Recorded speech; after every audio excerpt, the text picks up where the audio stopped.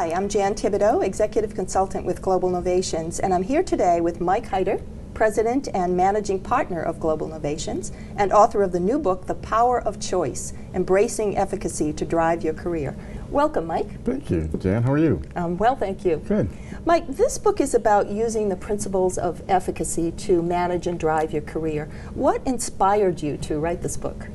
Well, Jan, Global Novations has been leading efficacy seminars for over 30 years, and you hear stories from people about how it's changed lives, both professionally and personally, and I just felt compelled to share the concepts of efficacy to a wider audience, and at a stage where I'm committed to paying it forward and giving others that I may never meet the opportunity to benefit from the same information is what inspired me to write the book.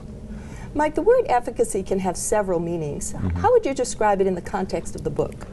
Well, the definition of efficacy is the power to produce a desired outcome. Career progression isn't a matter of luck, but it's a matter of deliberate choices that an individual makes. And so the book really focuses on helping people identify things that are interesting or important to them, and then creating a strategy to achieve them. Mike, in the book you mentioned having experienced efficacy yourself. Tell me about that, and how did that experience shape your career? Years ago I was an ambitious yet frustrated young professional who was complaining about what the company that I worked for wasn't doing for me. And I recall attending this efficacy session not really knowing what was going to happen, and I remember Dr. Jeff Howard allowing the participants and I an hour to complain about the company, and then at the end of that hour saying, okay, for the rest of the time we're only going to focus on what you can control.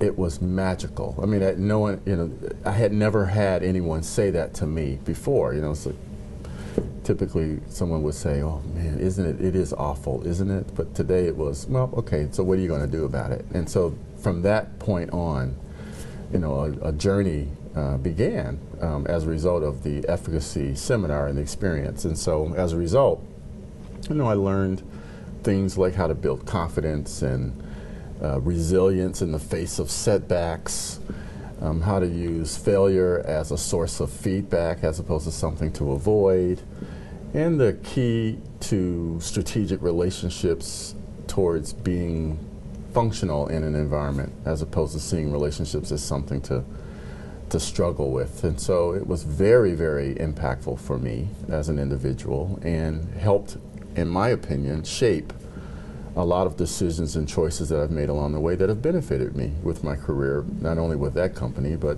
with my current company. Mike, how is this book different from other books that offer professionals guidance for managing their career?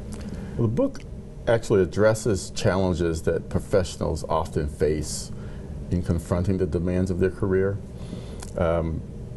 especially professionals who either perceive themselves or are perceived by others as underrepresented in leadership by some element of difference, like race or gender or sexual orientation or generational, which is really prominent these days.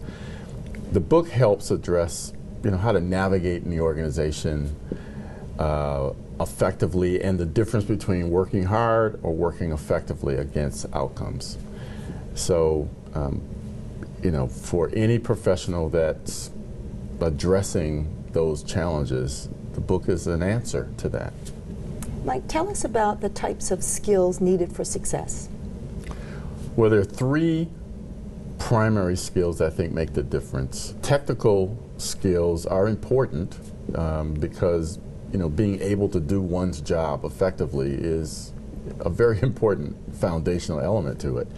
But technical skills tends to be discussed the most because it's the most measurable. Relational skills is equally important, the ability to relate to or be relatable to others, because your value in an organization is compromised if you aren't well known or if others aren't comfortable with you. So relational skills are important. And influential skills is the third, is equally important with the other two, because the ability to influence outcomes or others really helps not only add significant value to an organization, but to you as an individual. So, all three of those skills together, operating at proficiency, increases the odds for a career best. And so many people spend so much time focused on the technical skills as the only metric that they think represents their value, and are often underrepresenting influential and relational skills. And what I've found is the lack of appreciation for those other two does limit their career more than they realize. So, Mike, what are the book's key takeaways? the key takeaways are that you can improve on anything that's important to you as long as you understand it requires commitment and focused effort.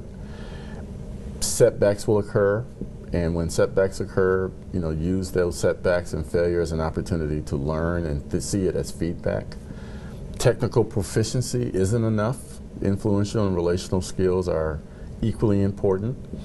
And it isn't what happens to you in an environment that really matters. It's your response. You have a choice about how you respond. And we often say it's not the stimulus, it's the response. That's the essence of the book. Mike, thanks very much for giving us an overview of the book. And thank you, Jan, and I'm really excited about it, so I'm glad we had a chance to do this. To learn more about the book, The Power of Choice, including where to purchase it, go to powerofchoice.net.